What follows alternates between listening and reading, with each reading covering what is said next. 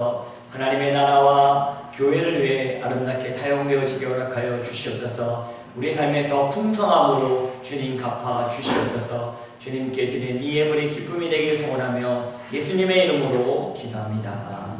아멘.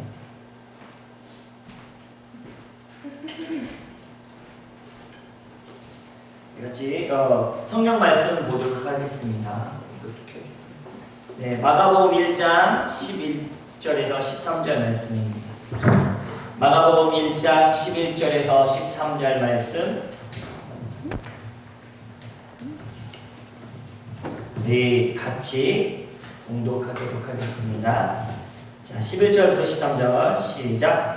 하늘로부터 소리가 나기를 너는 내 사랑하는 아들이라 내가 너를 사랑하시니 성령이 곧 예수를 광야로 몰아내신지라. 광야에서 40일을 계시면서 사탄에게 시험을 받으시며 들 짐승과 함께 계시니 천사들이 수종 들더라. 아멘.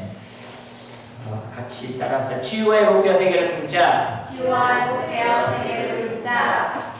우리 오늘 말씀의 제목도 한번 따라할까요? 하나님의 자녀를 이끄시는 성령님과 시험하는 사단. 하나님의 자녀를 이끄시는 성령님과 시험하는 사단. 오늘 이 시간 이 예배에 나온 모든 저와 여러분에게 하나님의 은혜가 있기를 예수님의 이름으로 축복합니다. 네. 우리는 하나님의 자녀입니다. 네. 우리 한번 선포할까요? 나는 하나님의 자녀입니다.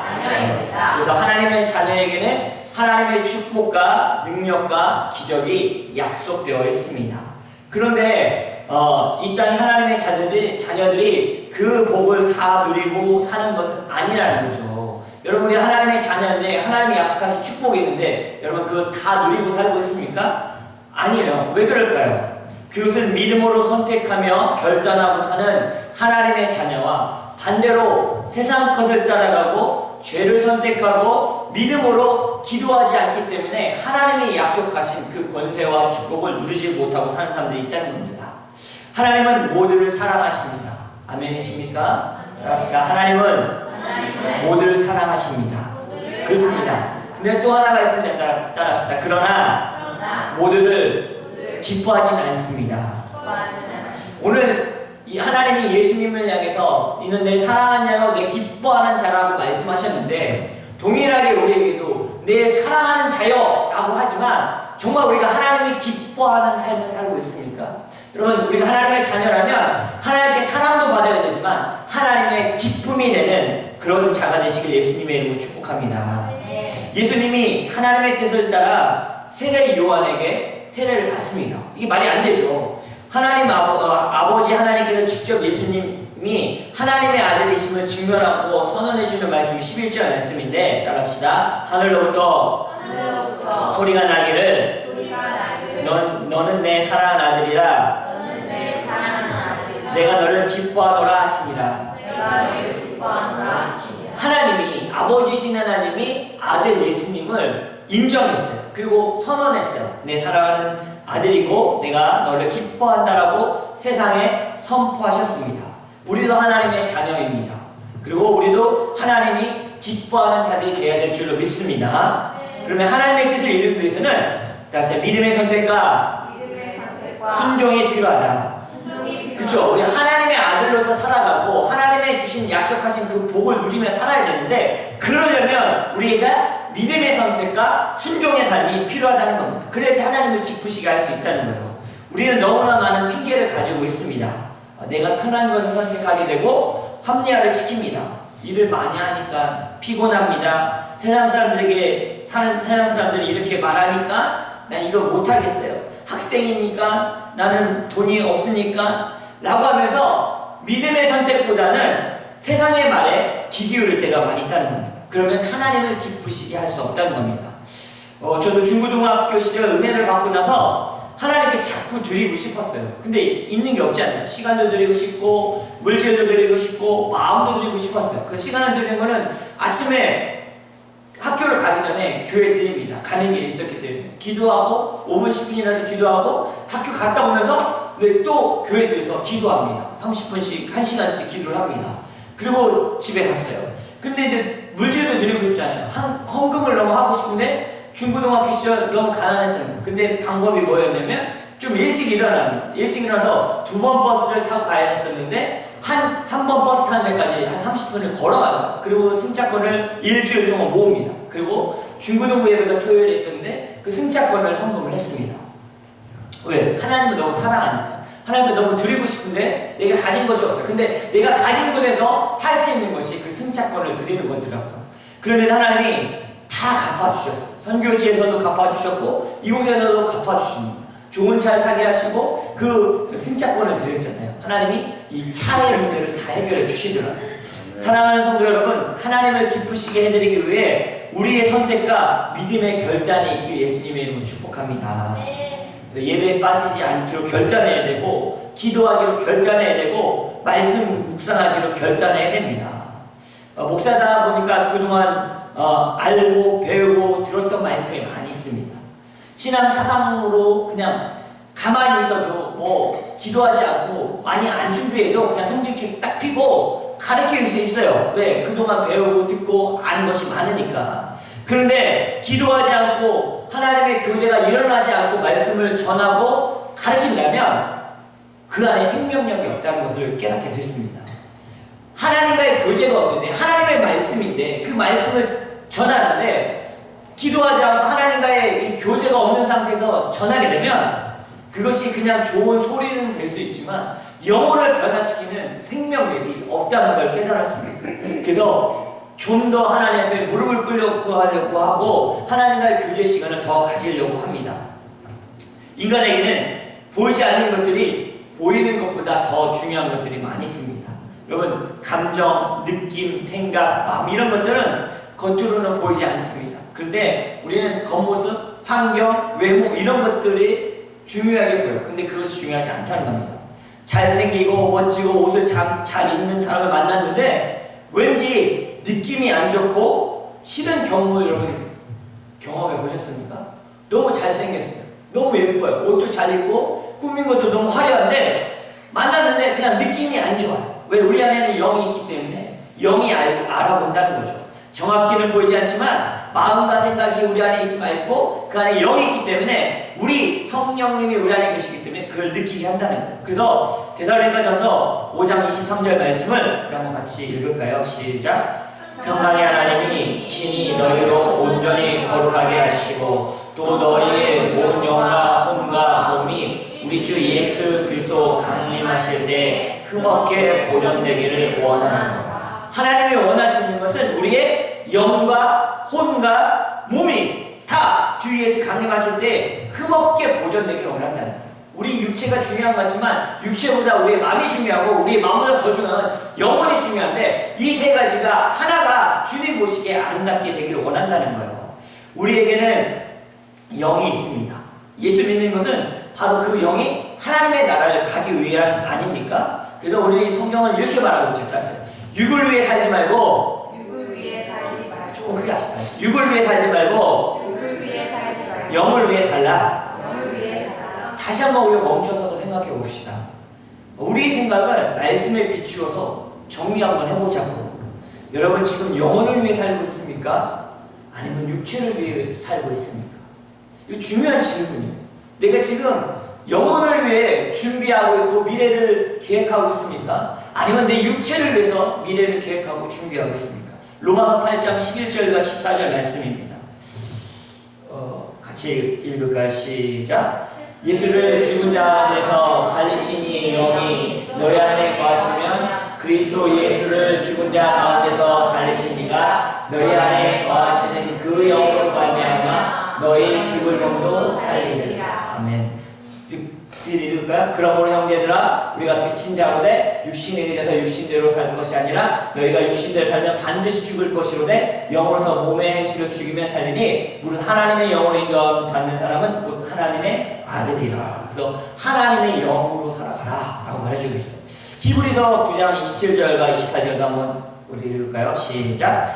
한번 죽는 것은 사람에게 정하신 것이요 그 후에 심판이 있으리니 이와 같이 그리스도도 많은 사람의 죄를 담당하시려고 단번에 백신바 되었고 구원에 이르게 하기 위하여 죄와 상관없이 자기를 바라는 자들에게 두 번째 나타나십니다. 인생은 반드시 있는 것이 있는데 죽음이라는, 우리 젊은 청년들 죽음이 없을 것 같죠? 고독입니다. 고독. 기대하십시오. 근데 모든 사람은 죽죠. 근데 죽음이 끝이 아니라는 거예요. 죽음이 세상에 있다는 거예요. 그것이 뭐야? 천국과 지옥이 있다는 거예요. 여러분, 이거 정말 우리가 이 가슴 깊이 새겨야 될 게, 죽음이 있고 죽음 뒤에 천국과 지옥이 분명히 있다는 거예요. 근데 천국에 갈 사람과 지옥에 갈 사람은 단 한 가지로 갈라진대. 바로 예수 그리스도라는 거예요.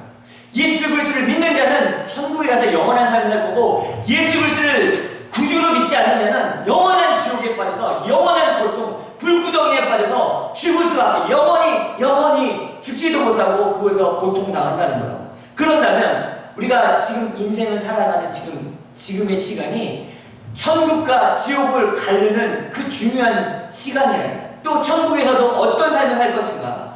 하나님께서는 상을 예배해 주시고 계시고 면류관을 준비하고 계시기 때문에 이 땅에서 우리가 어떻게 살아가느냐에 따라서 그 천국의 삶도 질이 달라진다는 겁니다. 로마서 8장 3절과 10절 말씀 한번 같이 읽을까요? 시작. 율법이 육신으로 말미암아 연약하여 할 수 없는 그것을 하나님이 하시나니 그 죄로 말미암아 자기 아들을 죄 있는 육신의 모양으로 보내어 육신의 죄를 정하사 육신을 따르지 않고 그 영을 따라 행하는 우리에게 율법의 요구가 이루어지게 하려 하심이라. 육신의 일을 따르는 자는 육신의 일을, 영을 따르는 자는 영의 일을 생각하나니 육신의 생각은 사망이요 영의 생각은 생명과 평안이라. 육신의 생각은 하나님과 원수되나니 이는 하나님의 법에 굴복하지 아니할 뿐 아니라 할 수도 없으니라. 육신에 있는 자들은 하나님을 기쁘시게 할 수 없느니라. 만일 너희 속에 하나님의 영이 거하시면 너희가 육신에 있지 아니하고 영에 있나니 누구든지 그리스도의 영이 없으면 그리스도의 사람이 아니라. 또 그리스도께서 너희 안에 계시면 몸은 죄로 말미암아 죽은 것이나 영은 의로 말미암아 살아있는 것입니다. 왜 자꾸 이렇게 말씀을 읽는지 아십니까? 여러분, 우리에게 하나님의 말씀으로 세상을 창조하시지 않았습니까? 그래서 하나님의 이 말씀의 능력이 있어요. 그냥 우리가 이 말씀을 선언하고 읽고 선포할 때 그 말씀이 우리 삶에 역사하고 우리 영 안에 놀라운 영적인 힘을 주고 기적이 일어나는 그 능력이 우리 안에 생긴다는 거예요. 그래서 우리가 세상의 말, 어떤 말 하는 것보다 하나님의 말씀 읽고 묵상하고 또 우리 소리내서 이렇게 선포할 때 그 말씀의 능력이 나타난다는 거예요. 그래서 오늘도 제가 이렇게 전하는 이 말보다 더 중요한 것은 하나님의 말씀을 읽고 선언하는 거예요. 여러분, 우리가 오늘 읽었던 이 말씀에서 주는 내용은 무엇입니까? 영을 위해 살라는 거예요. 육신을 따라 살지 말라는 거예요. 이게 너무너무 중요한 겁니다. 우리는 하나님의 자녀라는 이 정체성을 회복한 자로서 하나님의 자녀로서 육신을 따라 사는 것이 아니라 영혼을 위해 살아가야 될 줄로 믿습니다. 오늘 왜 이렇게 모였습니까? 왜 예배합니까? 하나님은 영이시니 예배한 자가 영과 신령으로 예배하라고 했잖아요. 지금 이거를 영으로 예배하는 시간 아닙니까? 하나님과 만나는 시간이고 하나님과 교제하는 시간이니까 이 시간이 우리가 육으로 사는 시간이 아니라 영으로 살기 위해서 모여서 하나님을 예배하는 시간 아닙니까? 잘하셨습니다. 우리 영으로 살아가시길 예수님의 이름으로 축복합니다.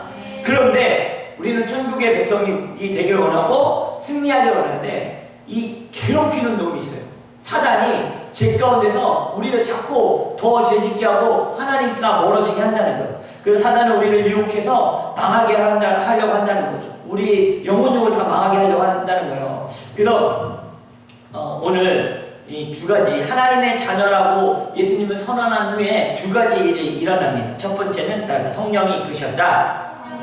넘겨주시면 12절 말씀 딱 읽읍시다. 성령이 곧 시작. 성령이 곧 예수를 광야로 몰아내신지라. 킹제임스 버전에 드라이븐이라고 되어 있고 NIV는 센트라고 되어 있어요. 성령님께서 예수님을 킹제임스 버전으로는 드라이븐에서 이끌고 갔다는 거예요. 운전수가 성령님이 되셨다는 거예요. 그러니까 어떤 길을 가는데 그게 자기의 결정이 아니라 성령님이 몰고 가셨다는 거예요. 광야로 광야로 몰고 가셨다는 거예요. 이 세례를 받은 다음에 하나님의 아들이야 선언한 이후에, 그렇다면 우리의 삶에도 우리가 하나님의 자녀로 선언되어진 순간 사단이 우리를 공격해 올 수 있다는 겁니다.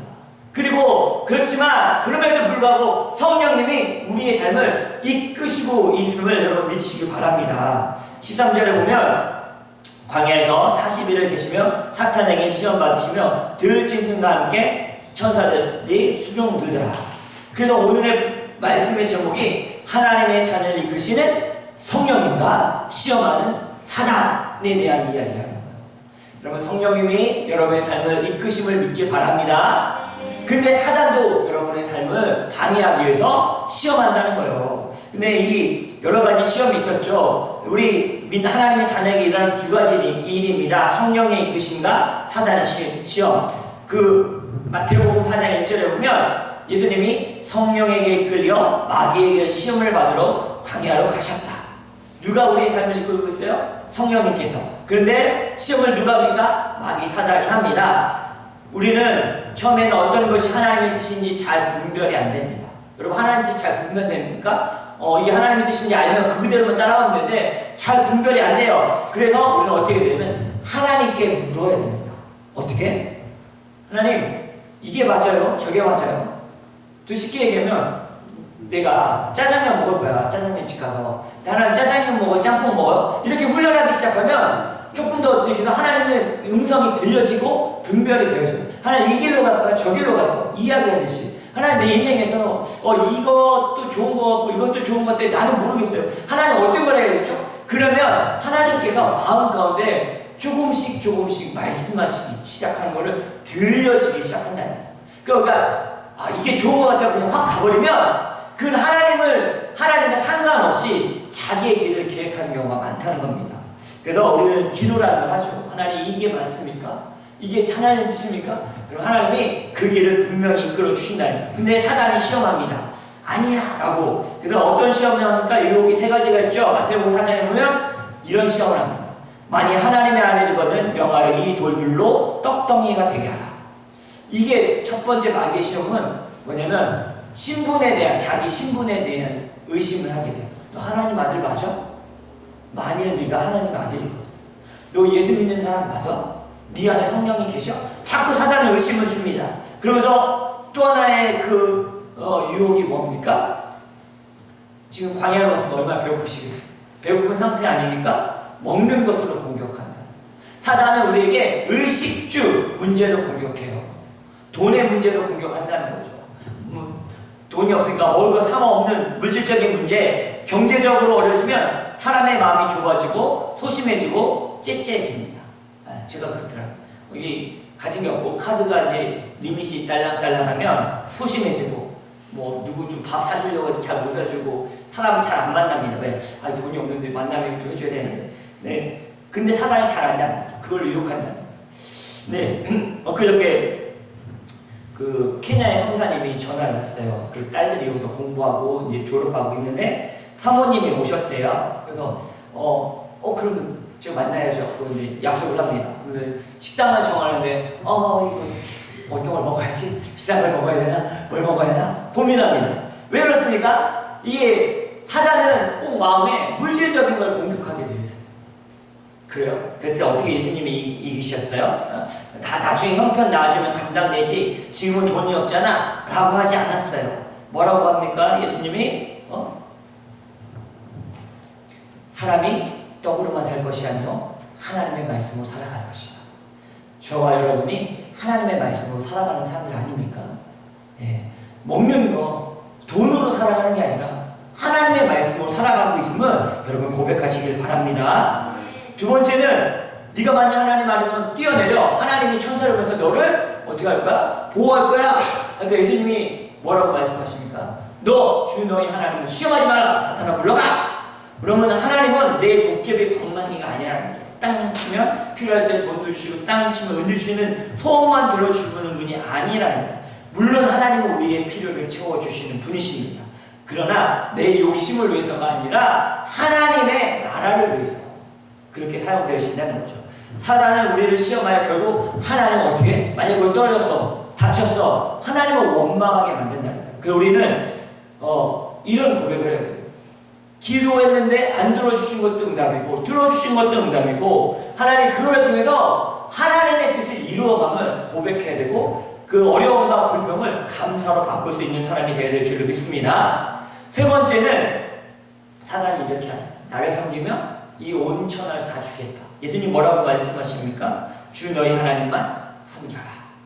그럼 사단은 그래요. 우리를 그렇게 유혹하고 넘어뜨리려고 합니다. 그러고 나서 우리 13절 말씀 같이 한번 읽어볼까요? 13절 시작.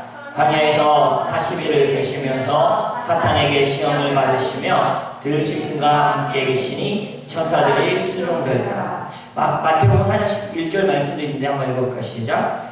이에 마귀는 예수를 떠나고 천사들이 나와서 수종되니라.